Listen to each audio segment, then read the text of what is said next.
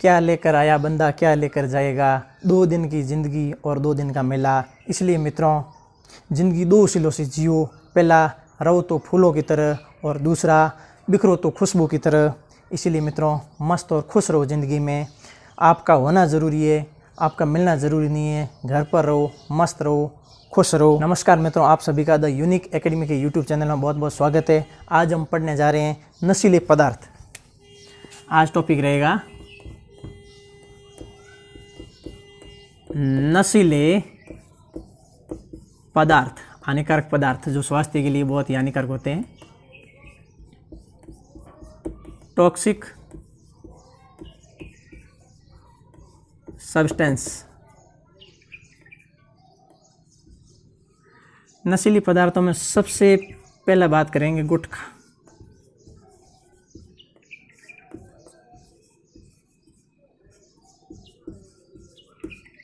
सब भली भांति जानते हो गुटखा क्या होता है।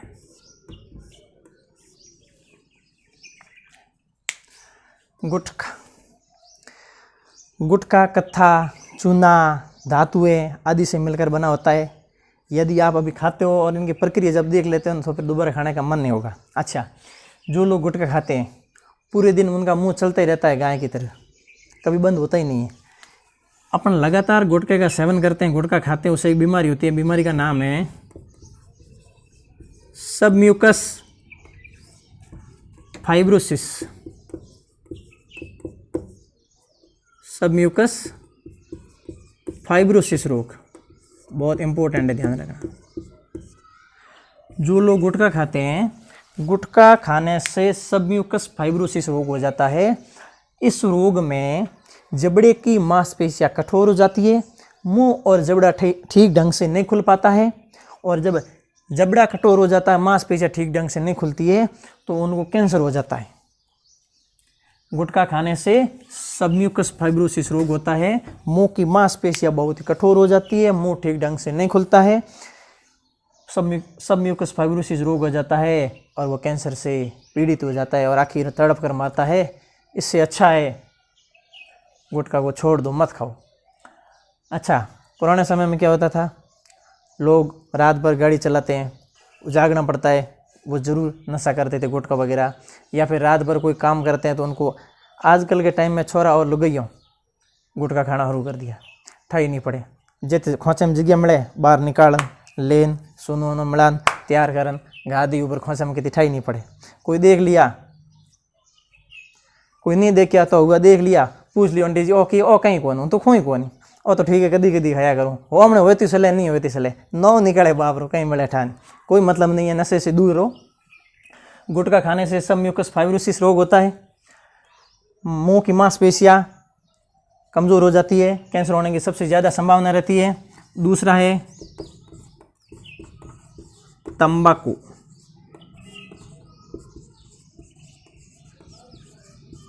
टोबाको, तंबाकू का आप अच्छी तरह से जानते हो। इसको अपन विस्तार से याद करेंगे, समझने की कोशिश करेंगे। इनका है वैज्ञानिक नाम। सबसे पहले तंबाकू का क्या पढ़ेंगे, वैज्ञानिक नाम। तंबाकू का वैज्ञानिक नाम है निकोटिना टोबेकम।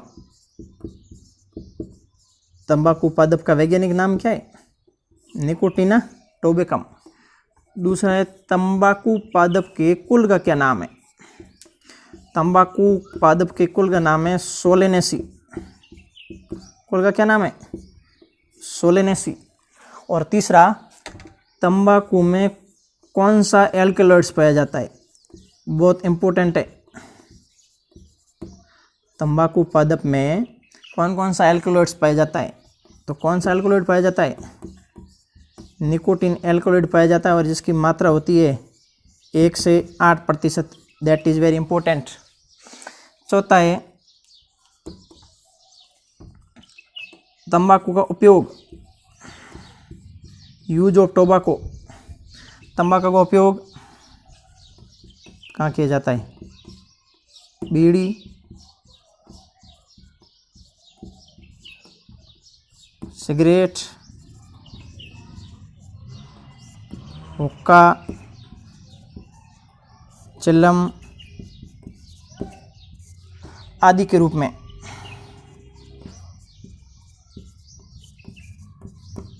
समझिएगा। टोबाको, तंबाकू। तंबाकू पादप का वैज्ञानिक नाम बताइए। निकोटिना टोबेकम। तंबाकू किस कुल का पादप है? सोलोनेसी। तंबाकू में कौन सा एल्कोलॉइड पाया जाता है? निकोटीन। तंबाकू में पाए जाने वाले एल्कोलॉइड्स का नाम बताइए और कितनी मात्रा होती है? निकोटीन पाया जाता है। और तंबाकू का उपयोग कहाँ किया जाता है? बीड़ी में आप जानते हो, सिगरेट में आप जानते हो, हुक्का दूर रहता है, पानी भरा होता है, दूर से खींचते हैं, आवाज़ आती है बुड़ बुड़ बुड़ अंदर, ये होता है हुक्कम। और चिल्लम आप जानते हो, बीड़ी की तरह होते हैं और मिट्टी का बना हुआ होता है, उसके ऊपर उनको भरने के बाद ऊपर आग लगाते हैं और पीते हैं, वो होता है हुक्का। सब जानते हो अच्छी तरह से, अपनी परंपरा चलती आ रही है, पुरानी प्राचीन समय से ये परंपरा चलती आ रही है। तो तंबाकू का वैज्ञानिक नाम, कुल, एल्कोलॉइड और उपयोग याद कर दें। तीसरा, चौथा, पांचवा पॉइंट, दुष्प्रभाव या तंबाकू से हानियां, harmful effect of human body. तंबाकू के सेवन से मानव शरीर पर क्या क्या हानियां होती है? पहला, तंबाकू से आपको पता है बीड़ी, सिगरेट, हुक्का, चिलम वगैरह आदि बनता है। सिगरेट के सेवन से, यदि अपन सिगरेट पीते हैं, सिगरेट के सेवन से सिगरेट में पाई जाती है कार्बन मोनोऑक्साइड। ध्यान रखना, एक पहले कंफ्यूज आप, CO, CO2, CO3, ये तीन है। C का मतलब कार्बन, CO का मतलब कार्बन मोनोऑक्साइड, CO2 का मतलब कार्बन डाइऑक्साइड, CO3 का मतलब कार्बन ट्राइऑक्साइड या कार्बोनेट। तो सिगरेट पूछा जाता है, इंपॉर्टेंट क्वेश्चन है, सिगरेट के धुएं में कौन सी गैस पाई जाती है? तो सिगरेट के धुएं में कार्बन मोनोऑक्साइड गैस पाई जाती है। ध्यान रखना, कार्बन मोनोऑक्साइड गैस हमारे शरीर में आरबीसी को कम करती है, आरबीसी को नष्ट करती है, जिसके कारण ऑक्सीजन का परिवहन नहीं होता है। छोड़ दो सिगरेट, हानिकारक है भाई, घनी पीवी। दूसरा, गर्भवती महिलाएं यदि तंबाकू का सेवन करती है तो उनके भ्रूण विकास की गति मंद हो जाती है, भ्रूण बनता नहीं है, गिरने की बहुत ज़्यादा संभावना रहती है। ये वास्तव में होंगे जबकि भाई छोड़ दो, घनी होंगी।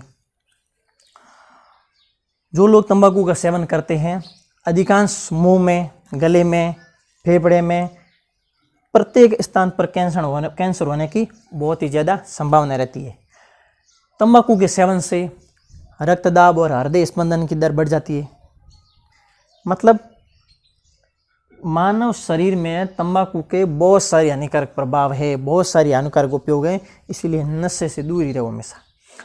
तंबाकू के बाद अपना अगला टॉपिक रहेगा थर्ड, मदिरा, एल्कोहल। अरे दारू, मदिरा या एल्कोहल। कई बार एग्जाम में पूछा जाता है कि मदिरा या एल्कोहल का मुख्य घटक क्या है? तो एक होता है मुख्य घटक, मदिरा या एल्कोहल का मुख्य घटक, मदिरा या एल्कोहल का मुख्य घटक है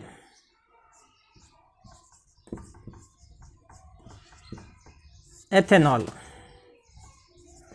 C2H5OH। कभी कभी एग्जाम में ये पूछा जाता है, लेकिन इसी का एक दूसरा नाम याद रखना, बुक में मिलेगा या नहीं मिलेगा आपको याद रखना है। एथिल एल्कोहल, याद रखना मित्रों, CH3CH2OH। इंपॉर्टेंट पॉइंट ये है कि मदिरा का मुख्य घटक है एथेनॉल या एथिल एल्कोहल। दोनों एक ही नाम है, नाम एक कैसे है वो भी आपको पुष्टि करके बताएंगे, प्रूफ करेंगे। एथेनॉल का सूत्र होता है C2H5, C2H5 को कहते हैं, C2H5OH को कहते हैं एथेनॉल। अब एथिल एल्कोहल क्यों कहा? क्योंकि CH3CH2 को कहते हैं एथिल, CH3 और CH2 को क्या कहेंगे? एथिल, और OH को क्या कहेंगे? एल्कोहल। तो नाम हो गया इसका एथिल एल्कोहल। अब देखो C कितने? 2 भाई, एक ये C और एक ये C, C कितने हुए? 2, तो C हो गए 2। H कितने? ये 3 और 2 कितने हुए? 5, तो H हो गए 5, और OH। यानी कि इनको संक्षेप में एथेनॉल या C2H5OH ऐसे भी कह सकते हैं, या फिर नाम दिया होगा एथिल एल्कोहल या CH3CH2OH, दोनों एक ही नाम है, आपको याद रखना है। एथेनॉल का सूत्र भी याद रखना है और इसका नाम भी याद रखना है। अगला है harmful effect of human body.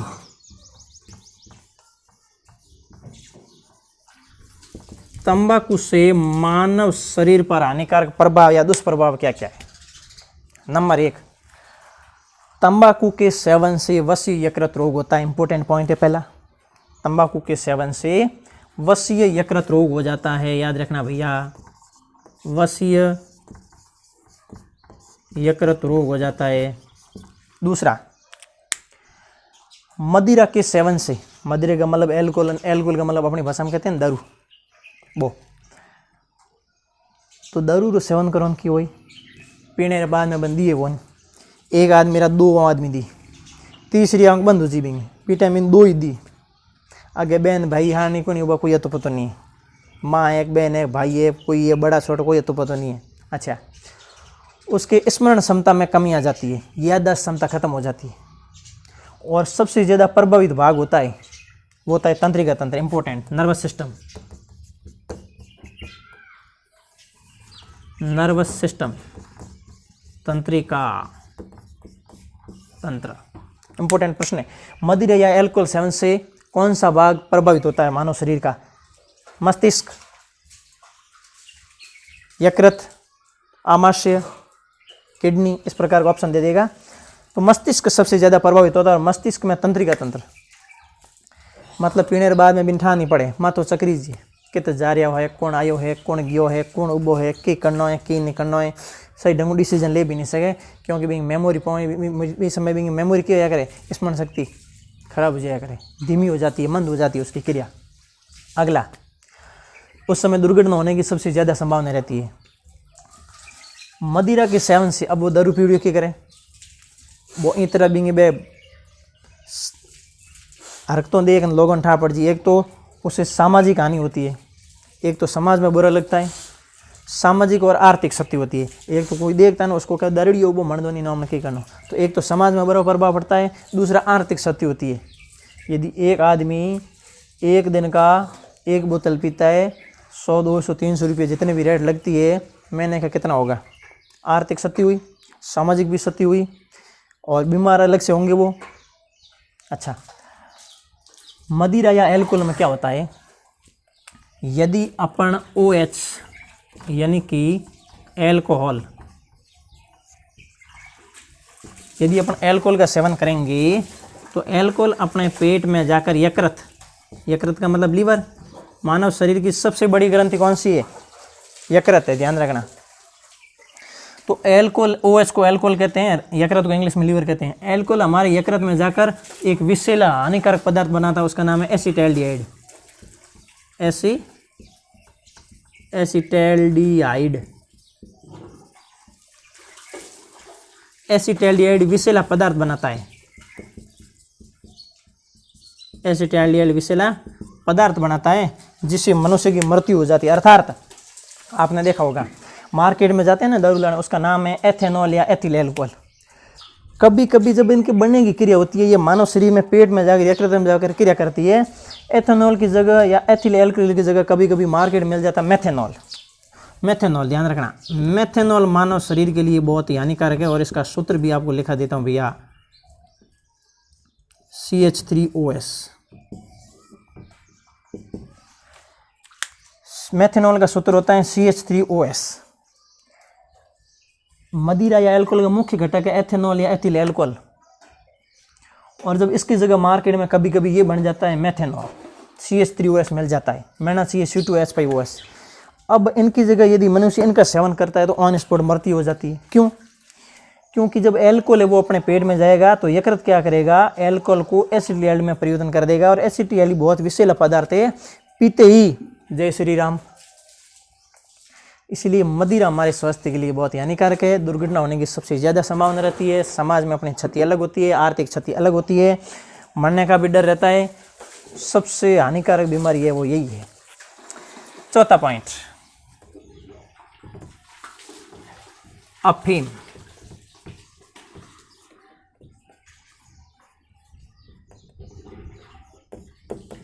देखिएगा भैया, सबसे पहले साइंटिफिक नेम पढ़ेंगे इसका, अफीम का मतलब अफीम का वैज्ञानिक नाम, अफीम का वैज्ञानिक नाम है पेपेवर, अफीम पादप का वैज्ञानिक नाम है पेपेवर सोमनिफेरम। पेपेवर सोमनिफेरम, नाम याद रखना। अफीम के दूध में, अफीम का दूध होता है ना, उसमें 30 प्रकार का एल्कलॉइड्स पाया जाता है। कितने प्रकार का एल्कलॉइड्स पाया जाता है? 30 प्रकार का, जिसमें प्रमुख एल्कलॉइड्स है मॉर्फिन, कोडीन,